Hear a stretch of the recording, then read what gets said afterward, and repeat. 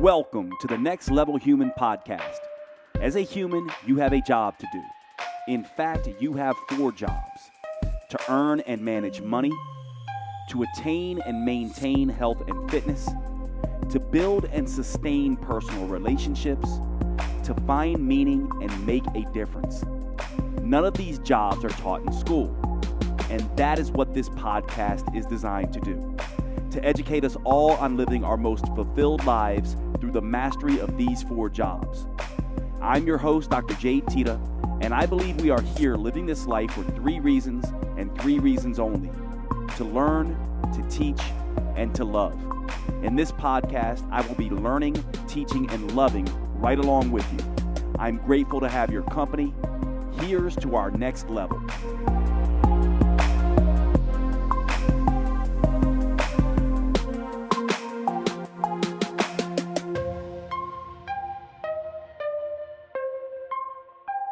Okay, what's going on, everybody? Welcome to today's show. Today is, it's going to be a fun show for me and hopefully a fun show for you, although it is going to be a pretty technical show. This one's going to be a little bit more geared to the professional because this is sort of announcing the launch of my new course, the hypothyroid and adrenal course. This is a professional course and certification for those who work with individuals who are dealing with adrenal issues and primarily thyroid, most specifically hypothyroid issues. And so obviously this is going to be interesting to a lot of you, whether you are professionals or not. And I'm going to try to make this as simple as I can because, believe it or not, for those of you who are more serious enthusiasts and may not be professionals, even us professionals really get confused by a lot of this stuff. It is really, really complicated stuff, especially when it collides with the individual, right? We run into something that is always an issue when we're dealing with health and fitness as professionals that you people who are not professionals and just serious enthusiasts, biohackers, people like that might be interested in. And that is this idea that research is limited in a sense. Our scientific understanding, the scientific literature, the body of research is limited in some regard, right? We do not know everything there is to know. In fact, we don't know most things that there are to know. And this is why medicine is always part science and part art. And so I'm going to be giving you a little bit of the art and a little bit of the science. But the reason I'm doing this course and this particular podcast is because there has been a lot of new understanding in thyroid physiology in the research, and certainly I have a lot of clinical experience in this, and I'm a sufferer of hypothyroid myself, specifically Hashimoto's thyroiditis, which is an autoimmune thyroid condition, and I have had many times where I have been off my medications. I choose to be on my medications now because I do feel better on them, so I rarely come off. I do take natural thyroid, what would be considered compounded pig thyroid, porcine thyroid, if you've heard of things like armor thyroid and that kind of thing. That's what I'm taking. We're going to get into that a little bit, but I'm going to focus on the physiology of hypothyroid. I do think if you're a lay person and you're thinking, oh my God, it's going to be way technical, I might want to turn this off, hang around for a little while because you might find that it is not as complex as you think, or at least I'm going to try to make it as simple as I can. But thyroid is a complex issue, and it doesn't get talked about enough. So let's see if we can make sense of this. And I'm going to go through the basic physiology of thyroid first and go through some of the new physiology that a lot of us, including myself, have not really been aware of until maybe the past 5 to 10 years, maybe even more, just like 5 years. And some of the clinical pearls that I have used along the way and figured out along the way that you all can talk to your physicians about, and those of you who are professionals, because I know I have a lot of coaches, a lot of doctors, a lot of naturopaths listening to this particular podcast. So I'm going to try to make it as layperson friendly as possible, but it is going to be technical in places. So let's go through, first of all, the physiology, the basic physiology of the thyroid gland. So the way I like to talk about this first is, if we're going to understand the thyroid, we need to really understand the hypothalamus and pituitary area of the metabolism. So the hypothalamus is an area of the brain, and it communicates with the pituitary gland, which then communicates to the thyroid. So let's first talk about this axis. They call this the hypothalamic pituitary thyroid axis. And you'll see that the hypothalamus pituitary thyroid axis has an awful lot of overlap with the adrenal glands and the gonads, ovaries and testicles. And the reason why is because they have a common communication point. The hypothalamus and pituitary also control the adrenal glands and the gonads. And so you can imagine, if we're talking about physiology that has a common sort of substrate, or that's the wrong word, but a common denominator where the hypothalamus and pituitary are involved, then you can imagine if something goes wrong with the hypothalamus and pituitary, it can affect the thyroid, the adrenals, and the gonads. This is why oftentimes when you're dealing with thyroid stuff, it can be really tough, because you'll oftentimes see issues that are more adrenal related and gonadal related as well. And actually, this is a first sign of dealing with thyroid, right? One of the things that you can do just clinically is if you see someone coming in with hypothyroid diagnosed, and we'll talk a little bit about how that's done on blood labs and things like that. If you have someone coming in with that and they are also dealing with other signs and symptoms that resemble issues with estrogen and progesterone or testosterone, more gonadal issues, and or adrenal things, elevated cortisol, or sort of feeling wired but tired, difficulty in sleeping, which normally hypothyroid would cause hypersomnia or lots of wanting to sleep. But some people with hypothyroid actually have the opposite issue. They actually are wired at night, and this tells you that the common etiology might be coming from the hypothalamus and pituitary and not the thyroid gland. So that's just a first clinical pearl here. If you're not having direct clinical, like really specific thyroid signs and symptoms, and you're having other things that seem paradoxical to those symptoms, like normally someone with hypothyroid would have slow speech, slow reflexes, they would have wanting to sleep all of the time and sleeping for much longer than 8 hours, and not having fragmented difficulty in sleeping. In fact, wanting to sleep all the time and even nap like crazy. They oftentimes can have constipation.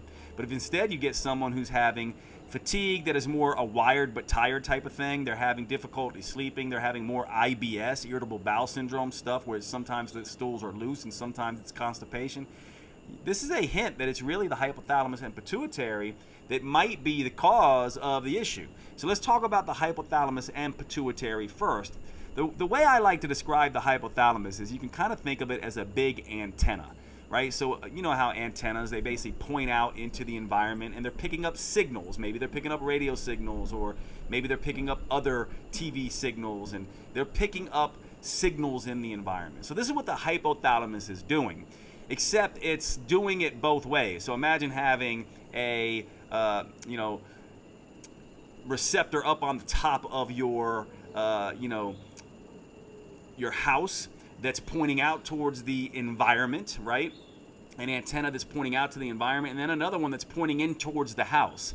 This is what the hypothalamus is doing. This is what it's like. It's not just collecting signals from outside in terms of what's the temperature like, what season is it, what kind of stress is out there, what is food availability, what's going on with how much energy I need and how much energy is available. So it's also taking signals from the body. It's picking up signals from the fat cells and the muscle cells and the liver and all of this to say how much nutrient need do I have, how much fuel do I have available, what are my cells telling me, are my cells stressed, is there an infection going on?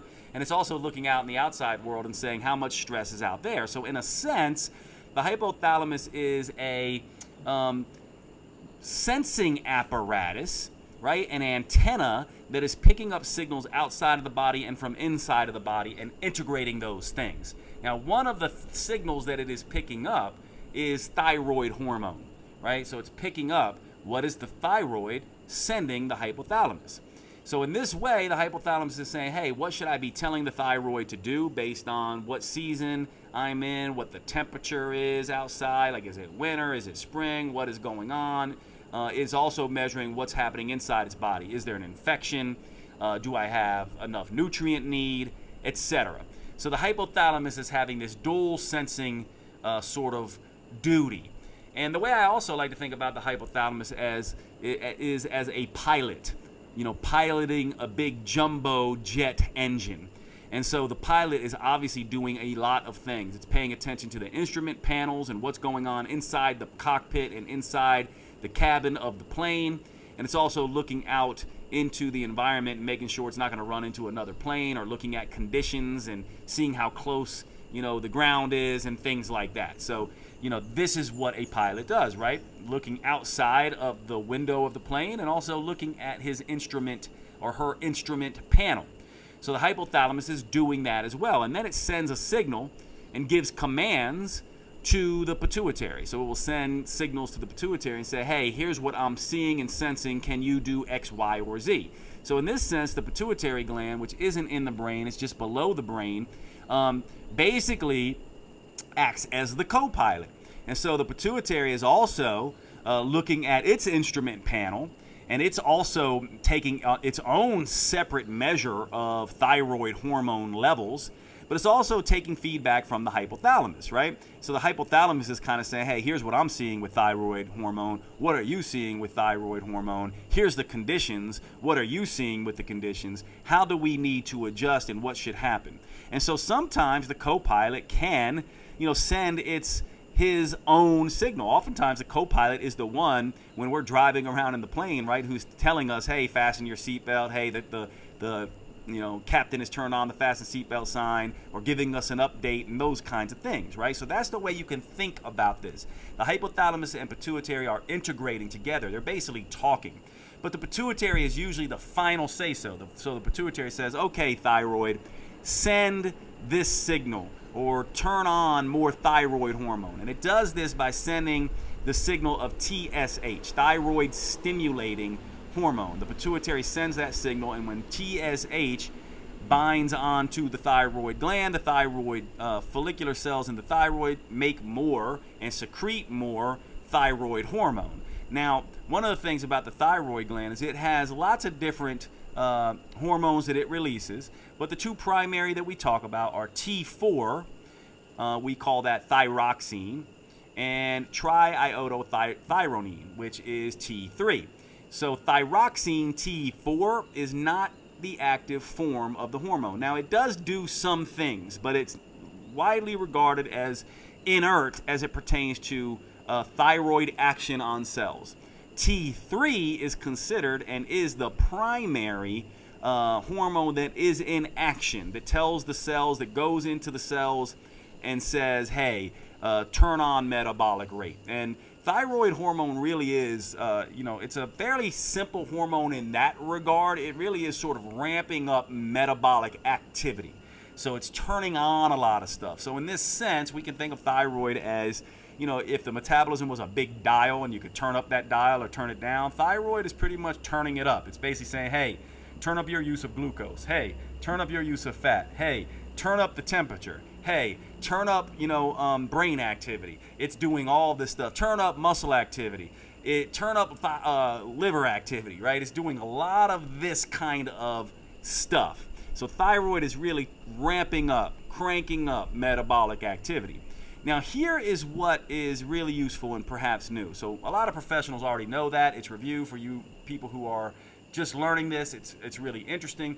Here's the new part. What we used to think is that T4, the inactive thyroid hormone, which is most all of what the thyroid gland releases. It releases very little T3, but a lot of T4. And this T4 would be converted into T3 in the periphery, meaning in other organs, primarily in the liver, in the kidney, and in the gut, and a few other places. These areas would take thyronine, T4, chop off an iodine molecule and make it triiodothyronine, right? Or take thyroxine rather, and then turn it into triiodothyronine.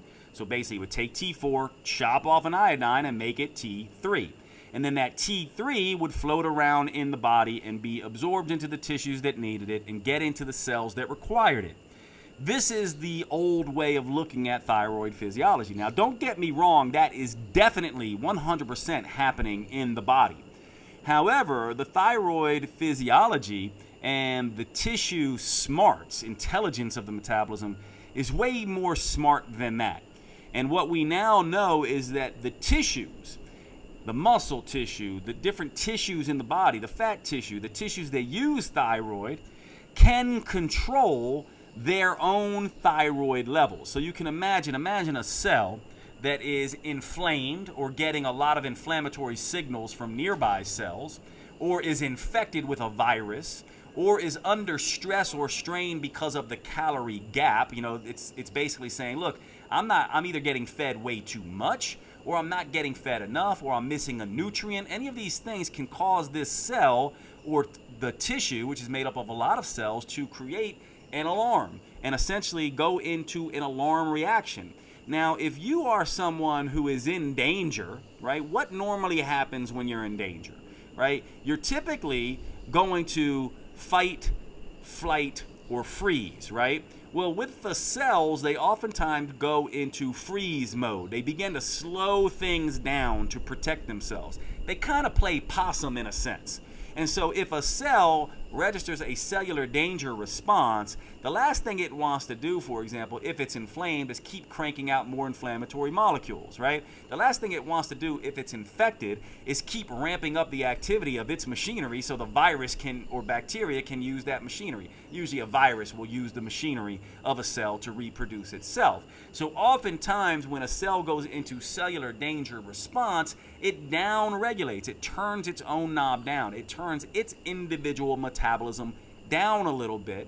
And so it really does not want to take in more T3 and or more T4.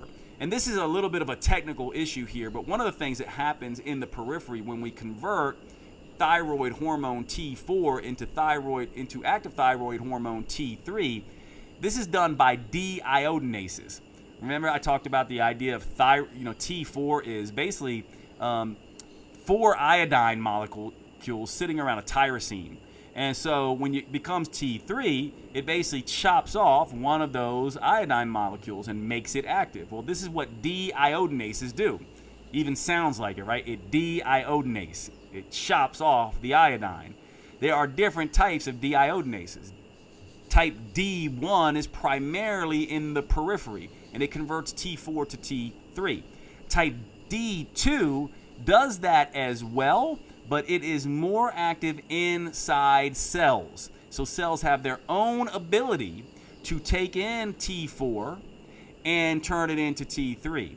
In addition, certainly T4 is being made into T3 in the periphery. So I'm going to repeat myself several times because this can get confusing. So there's really 2 things we now know about thyroid physiology. One is thyroid hormone is being converted in the periphery, meaning in the liver, in the kidneys, and then being exported for cellular use. That is normally facilitated by D1 deiodinases, but it is also being transferred and converted inside cells. So cells will take in T4 that's out in the periphery and convert it to T3 inside the cells. So this is what's going on. And by the way, if you're hearing lots of birds chirping and stuff like that, I'm sitting out on a deck in Costa Rica, and so it's like jungle sounds like crazy. I'm hearing them, but oftentimes this mic doesn't really pick them up. So hopefully you're not hearing that. But this is a really important thing here. So hopefully now your eyebrows are going up because you're kind of thinking, okay, so that's interesting. The tissues and cells can control their own thyroid levels. And if that's happening, then the first thing that should come to mind is, so Jade, what you're telling me is, it's possible that I could go and get blood labs done by my physician, and they can tell me that my thyroid levels, my TSH, the signal that pituitary is sending, and the amounts of free T4 and free T3 in my bloodstream are normal, all normal, yet some of my tissues might be registering a hypothyroid state because of this cellular hypothyroidism. Yes, that's exactly what I am saying. And this is not understood well, even by people like me who study this, and is not at all being, there's no real treatment for it in the current way that we treat thyroid disorders. We can't really measure hypothyroid at the cellular level well, although I'm going to tell you some ways that you can infer it, and that's partly what the course is about. But it's not well understood, and this is why many people, many of you listening to this, and I know a lot of you practitioners who prescribe thyroid hormones oftentimes see your patients getting no better. So this is another clinical pearl I can give you. If you're giving primarily T4 in things like Synthroid and some of these other drugs, right? Then, and you're not seeing improvement in some of the symptomology, then you're probably dealing with some level of cellular hypothyroidism. Or if you're seeing some improvement in some areas and not improvement in other areas, this may point you to say, okay, some areas are taking in this medication just fine and others aren't. For example, let's say, the brain and the muscle. So the muscle and the brain are both responding to thyroid hormone. They both take in thyroid hormone. The thyroid hormone has action on them. But imagine you're starting to take your thyroid and you start getting wired in the brain, right? So thyroid, your new prescription is cranking up brain levels of thyroid hormone, and you're almost leaning anxious, right? So now you can't sleep, but you're still getting twitching and cramping in your muscles. You still have some weakness in your muscles. You still feel like you can't walk long distances without getting winded and these kind of things. You get your legs start burning really quickly and those kinds of things. That might be an indication that, well, you're getting enough thyroid in the brain, but you're not getting enough thyroid in the muscles. Now, let me cover a little bit more of this physiology. I know it's confusing, but I really want to be complete here.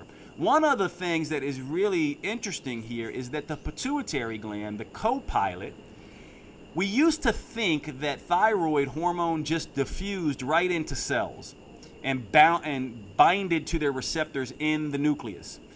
We now know this is not true. There are different thyroid receptors on the cellular membrane of different cells. And so the pituitary gland has a thyroid receptor called beta-2, B2. And this thyroid receptor B2 is more sensitive and allows more T4 and T3 into the pituitary gland. Also, the pituitary has more D2, deiodinase 2, to convert T4 to T3 than a lot of other tissues. So what I'm saying here is the co-pilot that is sending the signal to the thyroid gland is more sensitive to the amount of thyroid hormone in the blood, and also is better adept at creating its own thyroid hormone inside the pituitary cells. And so the pituitary can register completely normal levels of thyroid, while other tissues, which have different receptors, most other tissues are using thyroid receptor B1 and thyroid receptor A1, and they also don't have maybe as high of levels of deiodinase 2 in their cells, which means that the pituitary can register normal thyroid levels while the tissues may not have normal thyroid levels. And this is why you can have so many people registering high amounts of TSH, or normal amounts of TSH rather, with normal amounts of free T3 and free T4, while having lots and lots of thyroid symptoms. And by the way, let's go through some hypothyroid symptoms really quickly.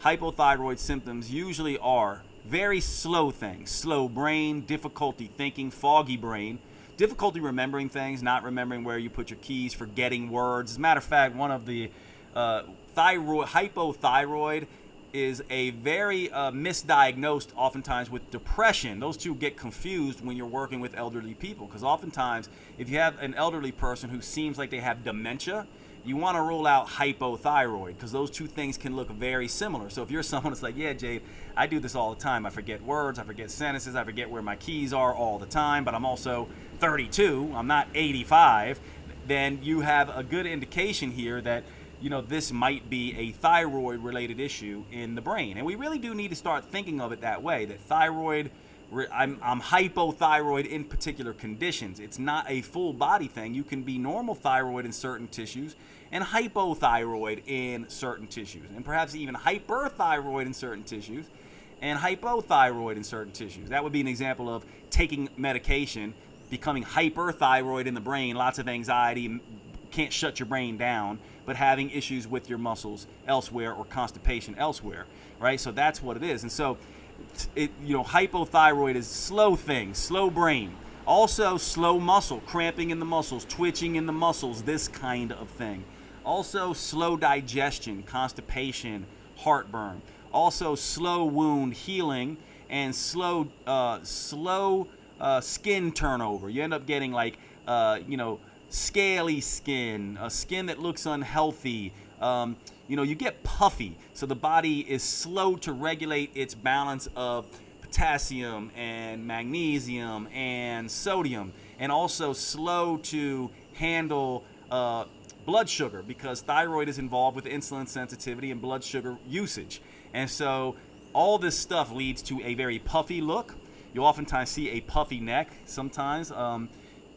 That can be caused by goiter, the thyroid not making enough thyroid or too much thyroid. You can get a swollen gland. But also, if you start gaining a lot of fat, which inability to lose weight or increased fat deposition is also something. So you get what we call myxedema, a very puffy look. You get constipation. You get cold intolerance, right? Because the body can't heat itself up well. So you get a lot of these things. These are classic hypothyroid symptoms, and fatigue is a really, really big one with hypothyroid.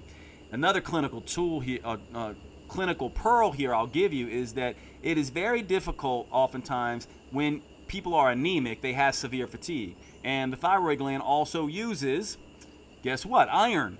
And so anemia, low iron, can hit you in two places with hypothyroid. So fatigue is a big one. Lots of things cause fatigue, but when you're dealing with anemia, also want to look at thyroid levels as well, because it's probably involved, especially if we're talking about iron deficiency anemia.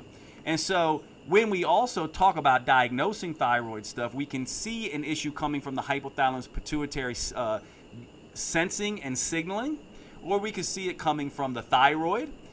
That would be called primary hypothyroid if it's coming from the thyroid gland not being able to do its job. It's called secondary hypothyroidism when it's coming from the hypothalamus and pituitary.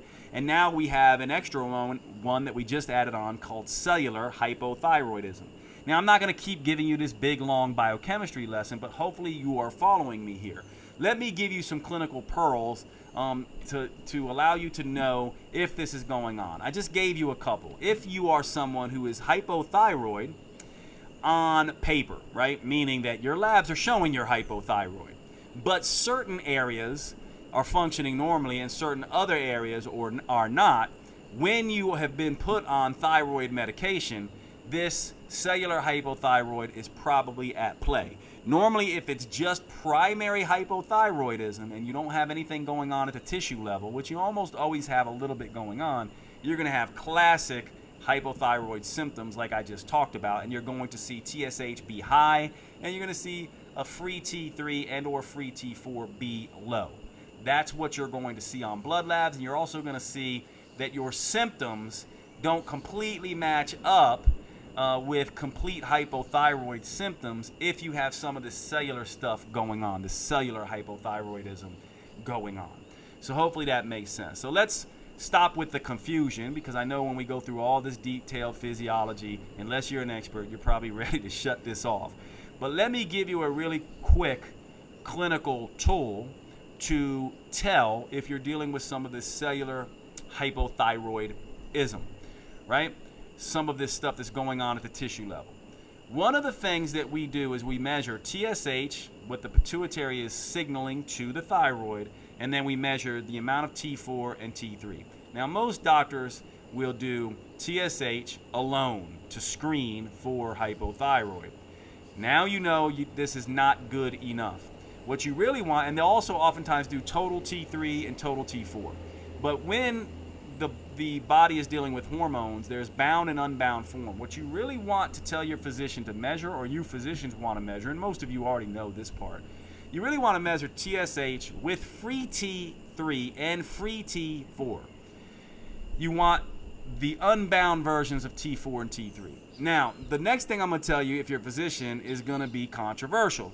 You also want to get a reverse T3. Now, many physicians say this is a useless test, but let me give you the rationale for this. And for those of you who are not professionals, this is the rationale to tell your physician as well.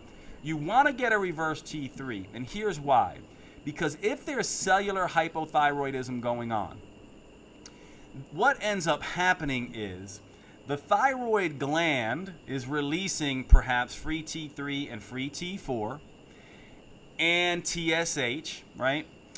And it's got a bunch of bound hormone, T4 and T3. And in the periphery, deiodinase 1, which converts T4 to T3, is active, okay? And when T4 is converted into T3, T3 will either be bound with what's called thyroid binding globulin, or it will be free. Now, free T4 and free T3 can be free to go into a cell, okay? So that's what you can remember. Now, the cell, remember, is controlling its own level of thyroid hormone in a sense. So the cell inside the tissues, which the tissue is just a bunch of cells, the cell inside the tissue goes, okay, if I'm in a danger response, then what I want to do is I don't really want to take in as much thyroid hormone as I normally would, because I don't want my metabolism to crank up. And so what it does is it primarily keeps out T4. So what happens is normally when T4 would be going into a cell, free T4 would be going into a cell, the cell takes in the T3 that's in the blood and keeps the T4 out. This is a way to keep it from making more T3 in the cell, right? So it goes, I'll take a little bit of the T3 you have, that free T3, but I want to keep out the T4 because I don't want the T4 coming in and making even more T3 inside the cell. So what happens is T4 levels start to build up in the blood a little bit. Free T4 levels go up. Free T3 levels trickle down a little bit. So now there's a difference between free T4 and free T3. However, that free T4, if it's sitting around in the blood, then gets converted into reverse T3 by deiodinase 1. And we can get a really interesting measure by taking the free T3 level and comparing it to the reverse T3 level. So the ratio between free T3 and reverse T3 is a really good indication of how much T4 the cell is wanting to keep out and how much free T3 the cell is wanting to take in. If the cell is wanting to keep T4 out and take T3 in, that's a good indication that that cell is trying to decrease its metabolic output for some reason, because it feels like it's in cellular danger. And all of a sudden, reverse T3 will go up. So you'll see free T4 go up a little bit, and you'll see reverse T3 go up in conjunction, and you'll see free T3 tick down a little bit. And this free T3 to reverse T3 ratio is something that integrative physicians like myself have been using in the last several years to really hone in on this tissue level hypothyroidism, okay? And so we want a number. If you take free T3 and divide it by reverse T3, you want a number greater than 0.2. If it's greater than 0.2, then that's probably indicative that you're not having this cellular hypothyroidism go on. But if it's less than 0.2, if that number starts to get lower, meaning free T3 is going down while reverse T3 is going up, this is indicative of cellular hypothyroidism potentially. Now, in addition to this number, so it should be less. If it's less than 0.2, you might have a problem. If it's greater than 0.2, if it's 0.2 or lower, you might have a problem. If it's greater than 0.2, you're probably in the clear, right? And by the way, just for you professionals, it's a little tricky when you calculate this, because what you want is the free T3 is usually going to be recorded in picograms per milliliter. Normal is between 2.3 and 4.2. And reverse T3 is usually it's a smaller amount, right? So it's usually It's usually reported in nanograms per milliliter, and normal there is 8 to 25-ish, depending on the lab you use.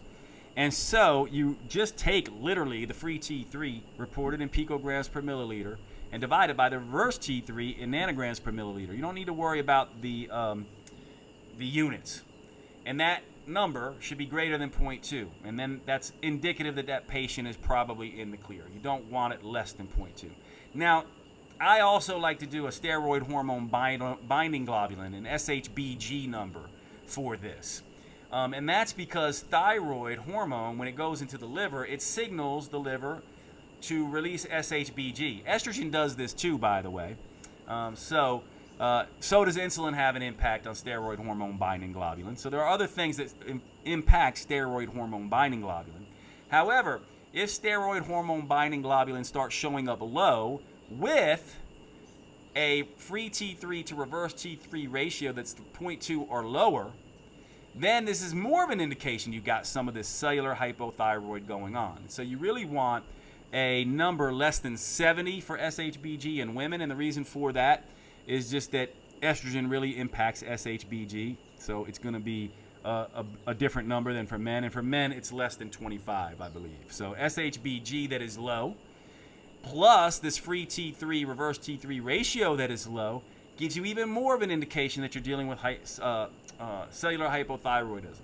And there's one more marker that you can run called homocysteine that is correlated also with tissue level hypothyroidism. And so if you have high homocysteine with low SHBG and a low free T3 to reverse T3 ratio, you might be dealing with cellular hypothyroidism, even if your TSH level and your free T3 and free T4 level are normal. And this is the information that is critical. It's also a lot of the information that I'm going to be teaching in the thyroid and adrenal course. Now, obviously, this is complicated. So now let's just get into what to do about this. So really quickly, let's triage this. Now you should know, with some detail, there are 3 areas we want to deal with when we're dealing with hypothyroid. 1, we want to make sure that the pilot and co-pilot are receiving signals and sending signals appropriately. So the hypothalamus and pituitary need to be doing their job. Now, there's not a great way to measure these things other than with TSH, and that's looking at primarily what the pituitary is sending. And this is where some of the art comes in. So rather than looking at TSH, which doesn't give you a full picture, you kind of want to look at thyroid symptoms. If there is like complete, like across the board hypothyroid symptoms, right? It's just that, and you're looking at a goiter and you're looking at, very clear numbers with TSH and free T3 and free T4, you can probably, say, okay, this is primary hypothyroidism. It's coming from the thyroid gland. Everything is slow. So I know it's coming from the thyroid gland, probably not the hypothalamus and pituitary. However, if you don't have across the board hypothyroid symptoms, and you're having some things that seem paradoxical to hypothyroid symptoms, then you're probably having some adrenal involvement. And if you're having stuff going on with menses and testosterone levels and testicular function and libido and some of these things, then you can say, okay, maybe this is coming from the hypothalamus. So hopefully that makes sense. This is the art of it. If you're having purely hypothyroid symptoms, then you probably can be sure it's coming from the thyroid gland. However, if you're having paradoxical symptoms, right, like usually adrenal stuff makes you wired or makes you not be able to sleep or makes you feel stressed out, whereas thyroid stuff makes you feel low and depressed. So if you're having anxiety plus you're having hypothyroid symptom, other hypothyroid symptoms, this might clue you in that this is coming from the hypothalamus. So when you get the signal or the indication that it's coming from the hypothalamus, this is when we start using lots of adaptogens like ashwagandha primarily in this case, especially if it is anxiety with fatigue, or if it's just fatigue with like difficulty sleeping. We'll oftentimes use rhodiola and ashwagandha, and there's some other ones there. We like ashwagandha in the integrative space because it has some benefits directly on the thyroid and thyroid conversion. So that would be an indication to use some adaptogens. If it's just coming from the thyroid gland and you're not seeing that the hypothalamus pituitary are maybe involved, at that point you can really start looking at nutrients. Like we have lots of studies looking at myoinositol, selenium, zinc in particular over the long term. Actually, there's one study, people taking 200 mcg of zinc for a year, and basically many of these people being able to come off their thyroid medications. We also have studies looking at myoinositol and selenium being able to reverse things like Hashimoto's in a not insignificant amount of people. Again, I'll be going over this research in my course. But that's when you start looking at nutrient need. Now, one thing all the professionals know that you lay people listening to this probably don't know is you do not want to start supplementing iodine in thyroid issues. You don't want to start taking kelp. You don't want to go on Google and start taking iodine.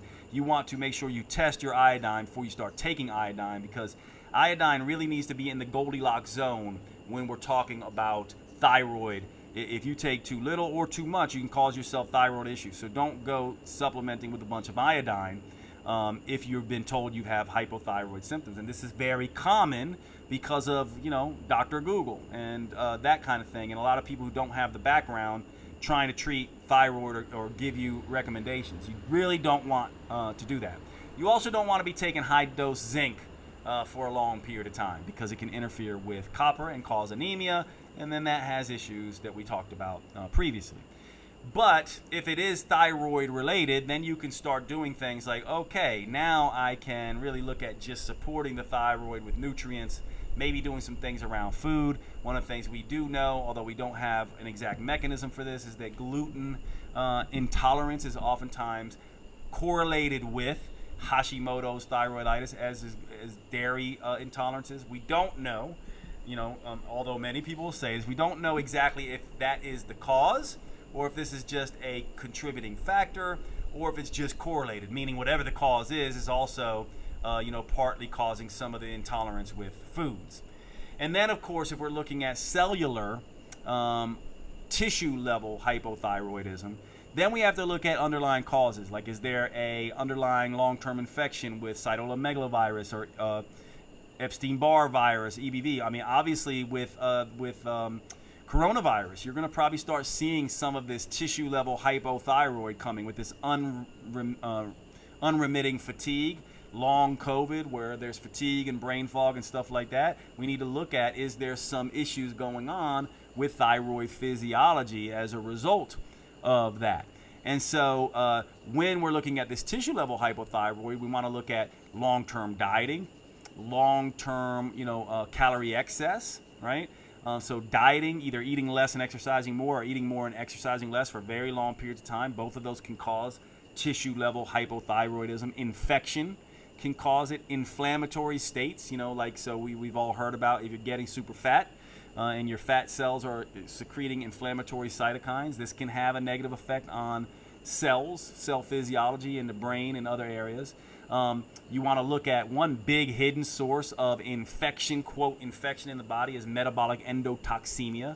This would be a state where the microbiome is out of balance, creating a lot of gram-negative bacteria that are shedding LPS molecules into the bloodstream and triggering a inflammatory response in the body. This can have a big effect on cellular hypothyroidism or overt hypothyroidism. And of course, one of the other ones that a lot of people don't want to talk about is persistent organic pollutants.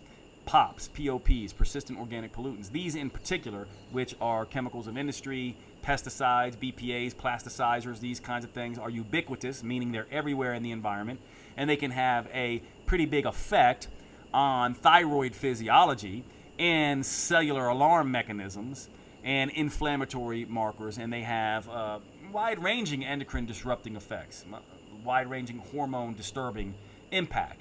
And so one of the things I look at is I go, okay, so if it's coming from the hypothalamus or pituitary, I'm going to lean on adaptogens. If it's coming directly from the thyroid, I'm going to lean on lifestyle food-related stuff and nutrient support, right? And if it's coming from cellular hypothyroidism, I'm going to go down my list and say, okay, is there infection? Is there inflammation? Is there metabolic endotoxemia? Is there, EBV, CMV, coronavirus, type of stuff? that would lead me to support things in a different way? And or is there persistent organic pollutants? And one of the things, by the way, here with persistent organic pollutants is sweat therapy. I talk about a lot. I did a podcast on sauna therapies and how powerful they are.